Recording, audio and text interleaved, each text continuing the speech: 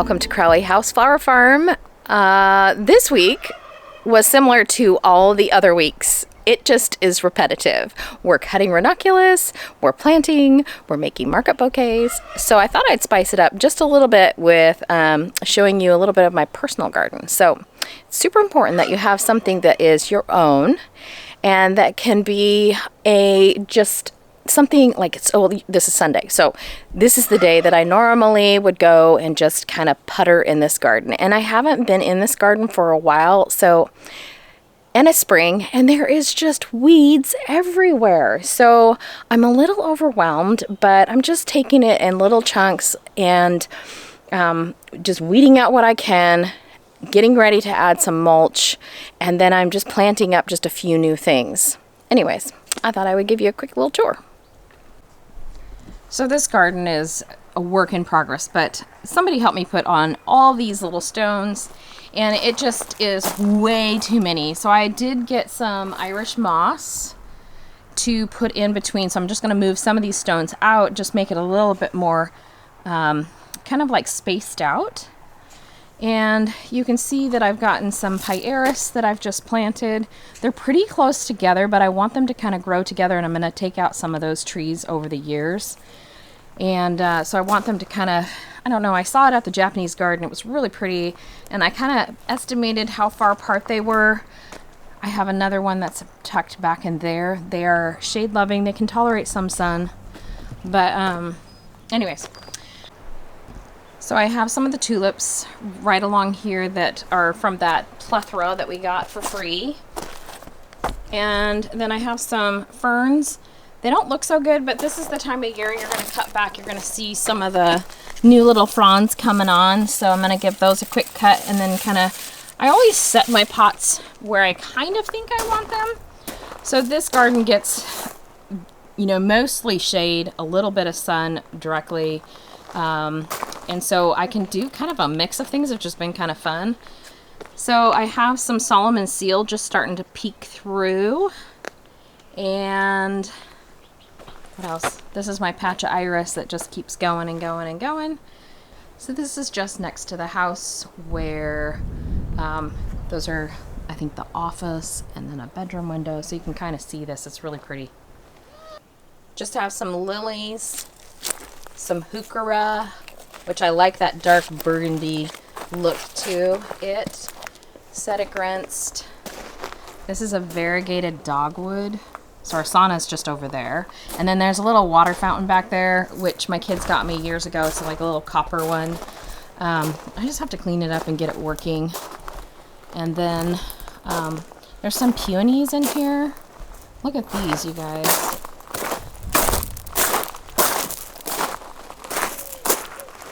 Some more tulips. The little bells. They're so sweet. I love them. I just love the look of this garden. It's kind of cool. I haven't named it yet. Have a few names that I think would be kind of fun. I don't know, maybe comment below. So what happens in this garden, it starts off very, very cool. And I'm going to show you as it keeps changing and moving through the season. But it starts off really, really cool, and then it kind of goes to more of peaches mixed with blues, purples, and then it has a little bit of yellow pops, and it turns to a little bit more bright, I guess, feel to it. A little more hot. Look at you guys. The lilac is coming along.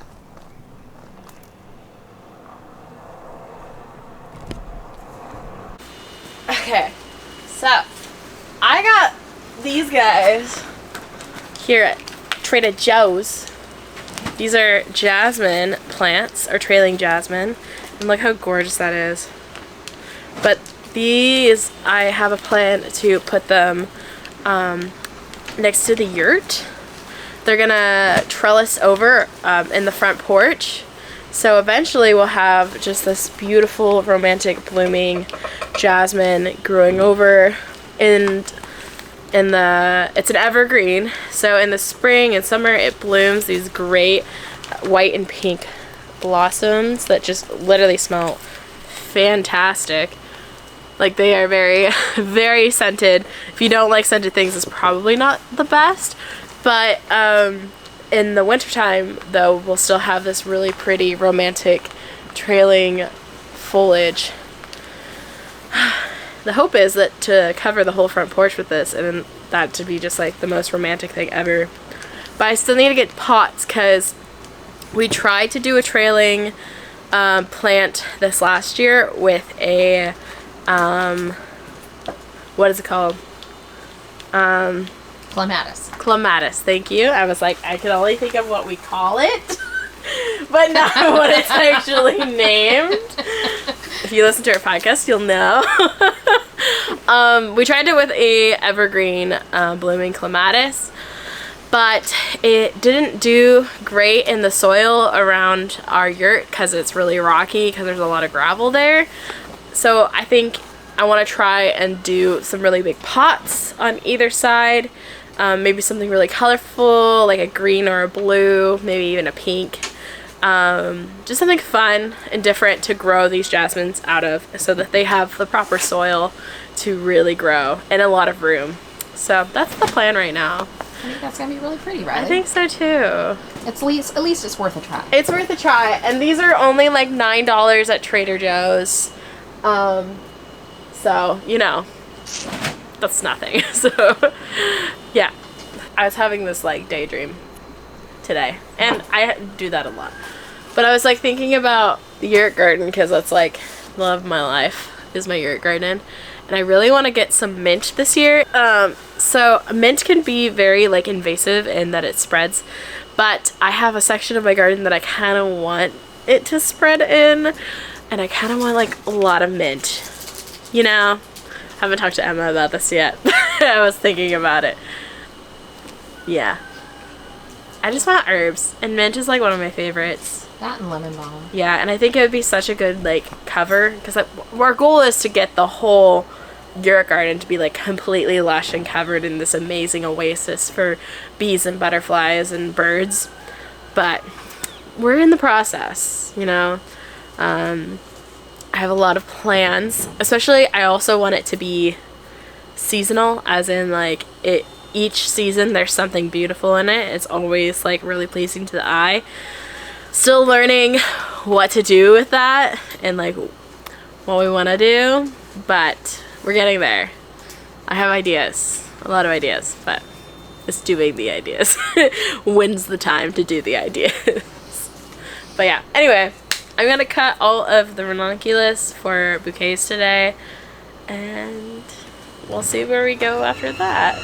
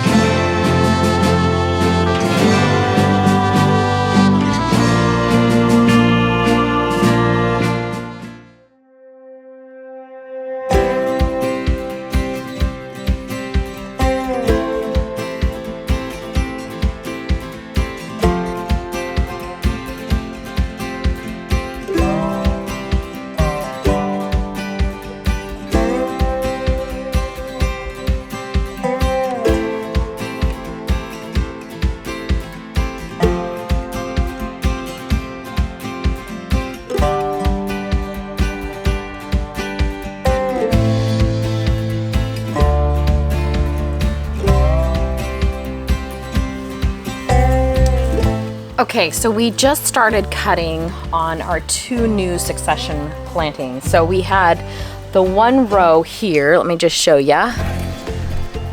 1 row there, which Flora is still cleaning up. But this row has been blooming since the end of February. We planted this one. A lot of people are asking this question. We planted this one in 50 cell trays. At the mid-August, we planted these at the end of August, 1st of September, and then we planted them out the beginning of October. So we let them get established, green going, you know, beautiful foliage, that kind of thing. And then we planted them in to the soil that was amended with, we did some like fish bone meal and then just a regular all-purpose floral kind of granule type fertilizer. And then the crumbs that you see are what I'm picking now, which is, this is my first pick on them, which it's the end of February now. So this is our second planting. We planted these rows in December, I believe. End of November, 1st of December, basically. So then we also just planted out a new crop out into the fields outside. Okay, so behind me, that row was the one we planted at the end of August, 1st of September. This row, these two rows, you'll see the sweet peas in the middle there. I'm gonna put these down because that's gonna make it easier for you to see me actually pointing. So this row right behind me is the one that we planted in the end of November, 1st of December. This is our second succession planting. So we ended up doing two rows. There's one right over here as well between the sweet peas. And the reason that we don't keep them all together is because I'm crop rotating in the greenhouse. That's super important to do. You don't want to ever plant something in this row that was there the year prior. So you want to just rotate the crops. And again, that's just for bugs, keeping bugs and fungal issues and all that kind of stuff down in your greenhouse. So that being said, this row is almost ready to be taken out. We're gonna have another crop coming in, and then we're gonna start cutting on these two rows here, which, because they're leftover crumbs from last year, we kind of have them as a mix. We weren't super good this year about keeping them in the light kinds. You can definitely do that. We just didn't for some reason.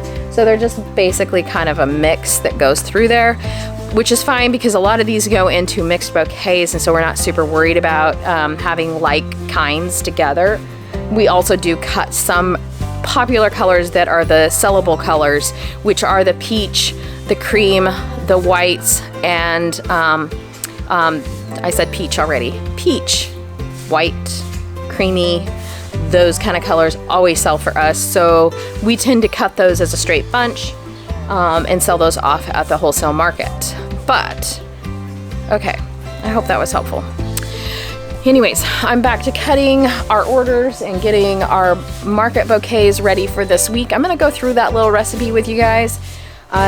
Just kind of some ideas that we go through just to kind of help you. I don't know if it is helpful or not, but a lot of folks have said that's really nice to see kind of what we're using in the bouquets and what's working for us. So anyways,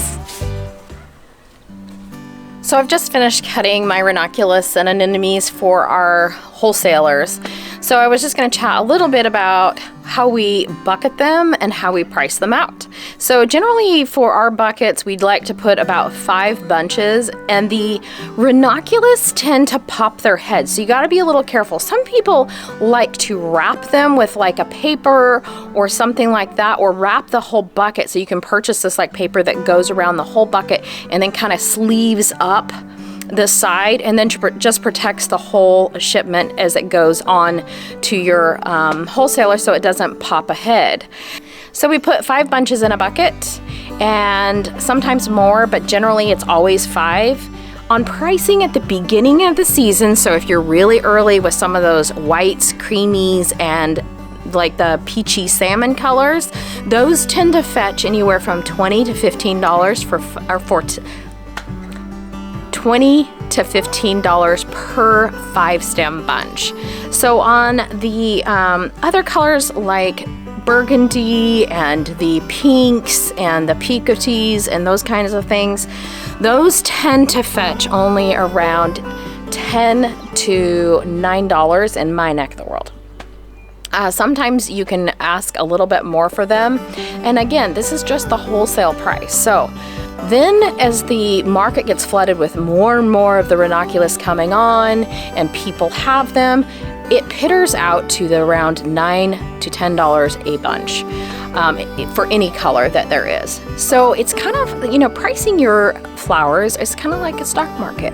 Everybody kind of keeps it a little bit quiet I tend to just go with the flow of the big wholesalers, or just kind of seeing what other people are selling theirs for. But that's kind of what we're seeing this year as far as pricing, and it's been like that for the last couple years. So I just kind of stick with it.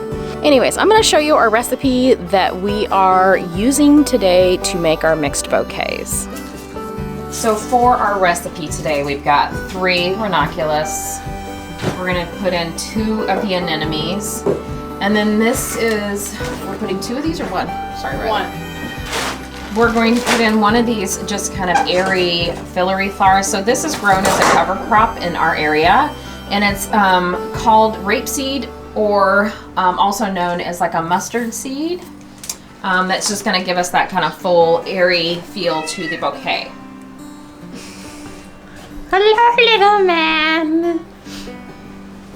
For our greenery, we've got 3 pieces of euphorbia, which is kind of that limey green. It's just going to make the colors pop. And then we have our laurel, which is kind of fun because it's got almost like that wheat-like flower head that's coming on. Hasn't bloomed yet, but I kind of like that texture.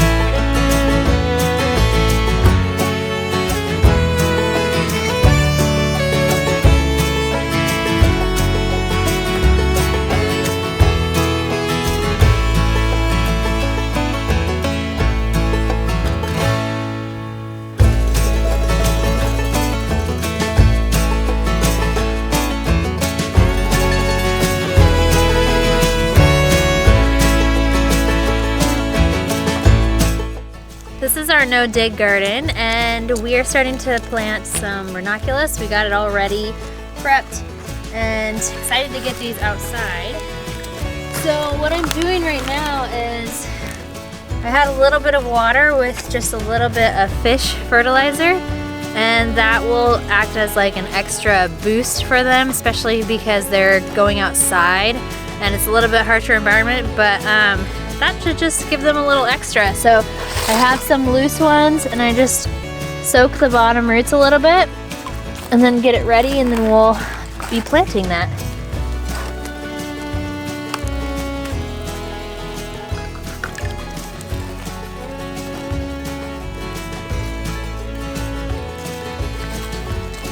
So we like to use knee pads when we're planting, and also a tool called a hori-hori, or a butter knife works well too.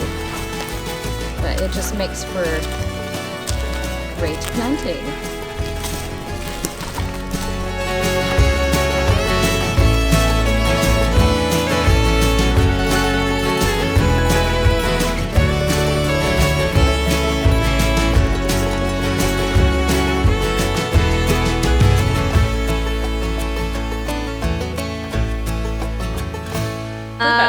No one's gonna know.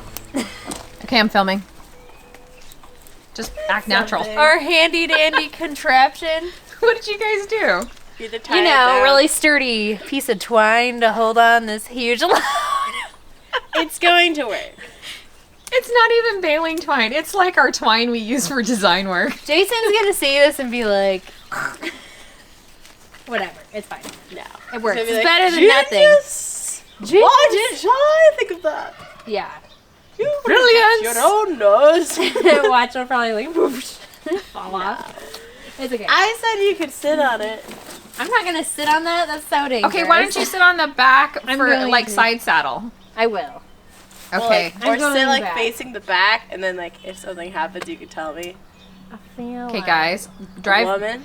Riley. Da, da, da, da, da, da. Let's go, girls.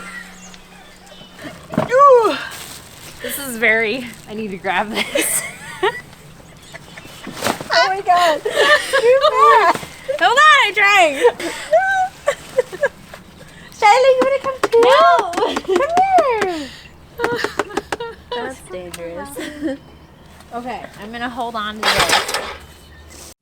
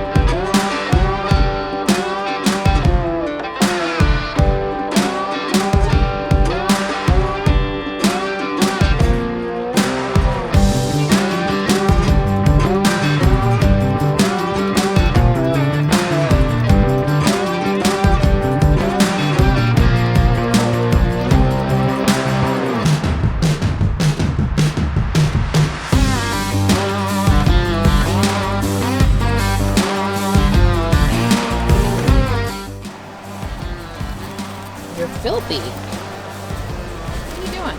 Helping Jay? I think Jason's cleaning the chicken coop today. It is long overdue. So we've been kind of putting off the chicken coop for a while. Jenny, come on. You get the stage all the time. It's my turn. He doesn't agree. Anyway, so we've been putting the chicken coop off, and it's just really getting kind of stinky in there. So that's one of my jobs today, is clean it out.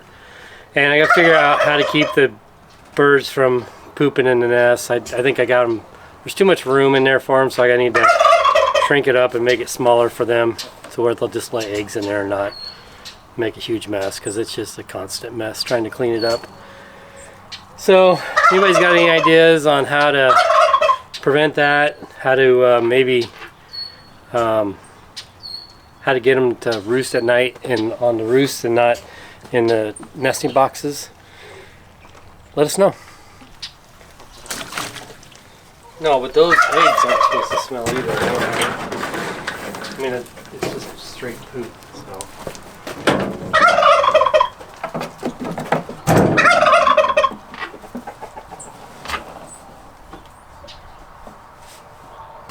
You know, they say you don't want any smell in your chicken coop. Shouldn't have any smell in your chicken coop. But it's just gotten, you know, the ammonia smell from all the urine and everything. It's just gotten too much. So just trying to get back on track, get it clean, and yeah, we'll just see if maybe we can stay on top of it.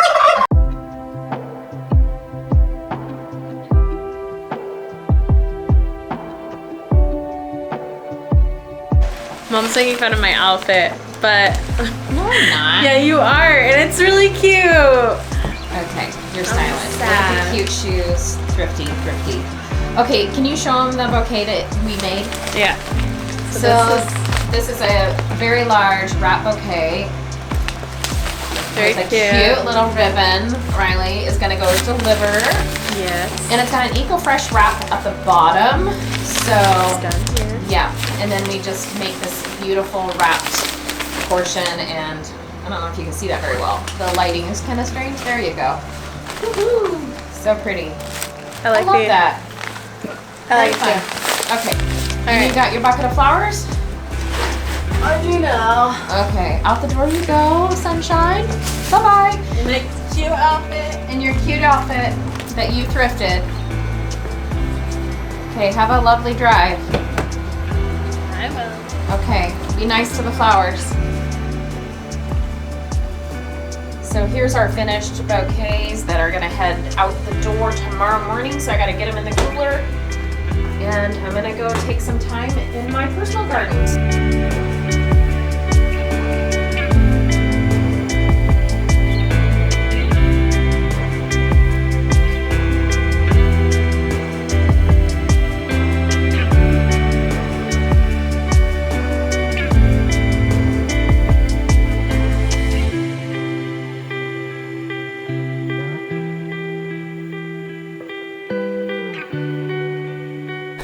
Well, the weather is changing just a little bit. We've got a little bit of rain coming in for tomorrow. So I'm just gonna finish up here in the garden and just get as much as I can weeded and pulled and see how it turns out. I hope you did enjoy this video this week. I look forward to having you back again next week. And I would love some suggestions for this garden. Right now I call it the cool garden, but some part of me thinks that maybe I should call it like the Phoenix or something like that. So I don't know. If you have some suggestions, I'd love to hear it. Anyways, toodaloo for now. Bye-bye.